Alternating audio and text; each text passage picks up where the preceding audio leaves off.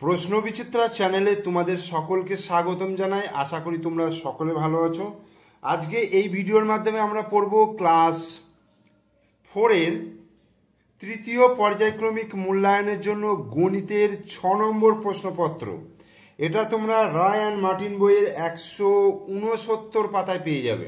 Roy and Martin প্রশ্ন বিচিত্রা 169 পাতায় পেয়ে যাবে। তো একের দাগের কি বলেছে, বন্ধনীতে সঠিক উত্তরটির মাথায় টিক চিহ্ন দিতে বলেছে।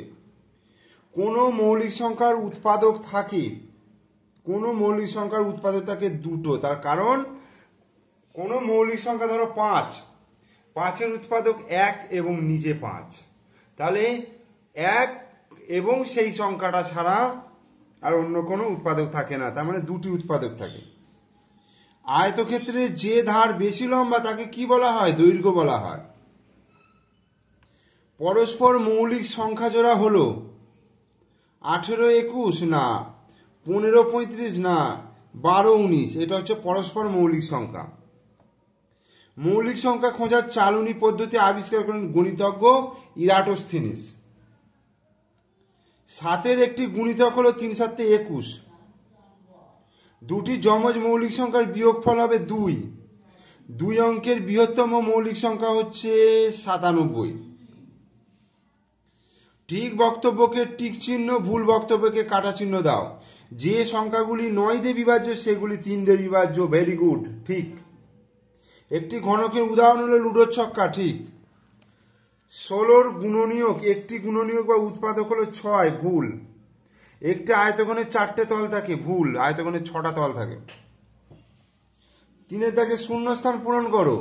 যে ত্রিভুজের 3টি বাহুর দৈর্ঘ্যের সমান তাকে বলে সমবাহু ত্রিভুজ।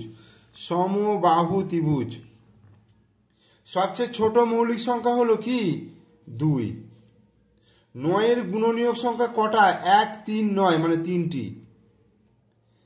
এই বিন্যাসে পরেরটি কি হবে? A B C D E P Q R S, তাহলে কি হবে? P এর আগে M N O P, O P, তাহলে O হয়ে যাবে। জল খাওয়ার গ্লাসের পাশের তলটি হলো কি তল? বক্রতল। 4-এর দাগের কি বলছে? নিচের প্রশ্নগুলি নির্দেশ অনুযায়ী উত্তর দাও। 7 ছাড়া 7-এর 4টি গুণিতক লেখো। 7 ছাড়া 7-এর 4টে গুণিতক: 7 × 2 = 14, 3 × 7 = 21, 4 × 7 = 28, 5 × 7 = 35। একটি চতুর্ভুজ আকারে জমির 4 ধারের দৈর্ঘ্য যথাক্রমে 4 মিটার, 11 মিটার, 9 মিটার, 12 মিটার। ওই জমির পরিসীমা কত হবে? 4টে যোগ করে দাও, পরিসীমা পেয়ে যাবে। 11 আর 4 = 15, 15 আর 9 = 24, 24 আর 12 = 36, এত মিটার। 2 জোড়া যমজ মৌলিক সংখ্যার উদাহরণ দিতে বলছে। যমজ মৌলিক সংখ্যা 5, 7। যমজ মৌলিক সংখ্যা 11, 13।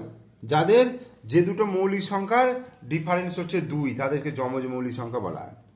সমবাহু ত্রিভুজ কাকে বলে? যে ত্রিভুজের 3টি বাহুর দৈর্ঘ্য পরস্পর সমান তাকে সমবাহু ত্রিভুজ বলা হয়। যে ত্রিভুজের 3টি বাহুর দৈর্ঘ্য পরস্পর সমান তাকে সমবাহু ত্রিভুজ বলা হয়। প্রদত্ত সংখ্যাগুলির মধ্যে মৌলিক সংখ্যায় গোল দাগ এবং যৌগিক সংখ্যায় চৌকো দাগ দিতে বলেছে। মৌলিক সংখ্যা এখানে 31, 41, আর যৌগিক সংখ্যা হচ্ছে 21 আর 51। প্রদত্ত জ্যামিতিক চিত্রগুলি কোনটি কি বলে? এটাকে বলে আয়তক্ষেত্র, এটাকে বলে ত্রিভুজ,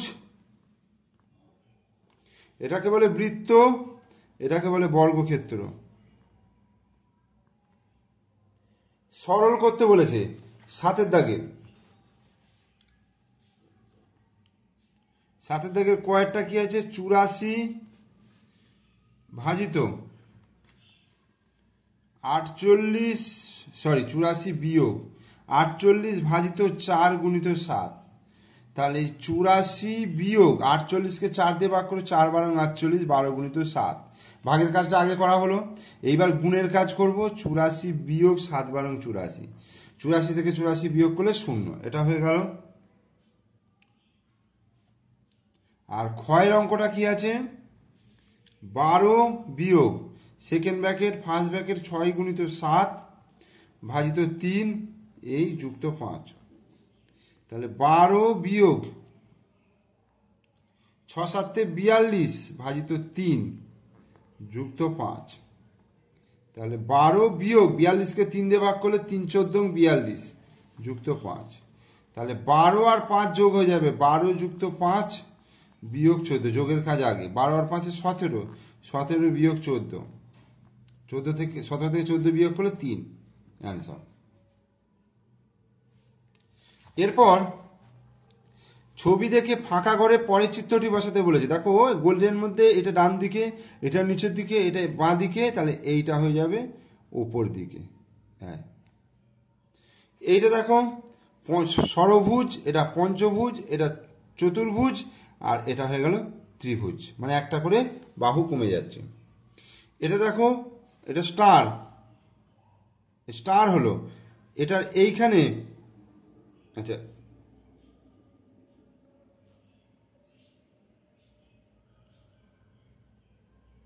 এই জায়গায় রয়েছে, তার মানে এই জায়গায় হয়ে যাবে, ঠিক আছে, এই জায়গায়, মানে একটা করে স্টেপ বাঁ দিকে সরে যাচ্ছে। এবার 9 দাগের কয়েকটা বলছে যে বিশুবাবু দাবা খেলায় এক সপ্তাহে মোট 35টি ম্যাচ হেরেছেন। প্রতিদিন সমান সংখ্যক ম্যাচ হারলে একদিনে তিনি কটি ম্যাচ হেরেছেন? প্রতিদিন সমান সংখ্যায় ম্যাচ হেরেছে, তাহলে 35টা ম্যাচ হেরেছেন এক সপ্তাহে, তাহলে এক সপ্তাহ মানে 7 দিন, 35 ভাজিত 7, তাহলে 7 5 35, 5টি, তাহলে একদিনে তিনি 5টি ম্যাচ হেরেছেন। পার্থ একটি সাইকেল কেনার জন্য প্রতিদিন 12 টাকা করে মাটির ভাড়ে জমা করেন। 1 জানুয়ারি থেকে 31 জানুয়ারি পর্যন্ত সে মোট কত টাকা জমাতে পারলো? তাহলে 31কে 1 জানুয়ারি থেকে 31 জানুয়ারি পর্যন্ত, মানে 31 দিনই জমাচ্ছে, তাহলে 12 টাকা করে গুণিত 12 দিয়ে গুণ করব, তাহলে 31 গুণিত 12টাকে যদি ভাঙি 2 দুগুণে 4, 4 3 12, এবার 31 দুগুণে 62 গুণিত 2 গুণিত 3, আবার 62 দুগুণে 2 দুগুণে 4, 6 দুগুণে 12, 124 গুণিত 3, 3 24 72, 3 1 3, 372, এটা অ্যান্সার হয়ে গেল, মানে এত টাকা সে জমাতে পারলো। ঠিক আছে, তাহলে 6 নম্বর প্রশ্নপত্রটা আমি তোমাদেরকে করিয়ে দিলাম। তোমরা অবশ্যই প্রথম থেকে শেষ পর্যন্ত ভিডিওটা মনোযোগ সহকারে দেখো। ভিডিও ভালো লাগলে লাইক করো, কমেন্টস করো, বন্ধুদেরকে শেয়ার করো। আর আমার চ্যানেলে নতুন দর্শক হলে অবশ্যই চ্যানেলটিকে সাবস্ক্রাইব করে দিও, পাশে থাকা বেল আইকন প্রেস করে দিও। ওকে।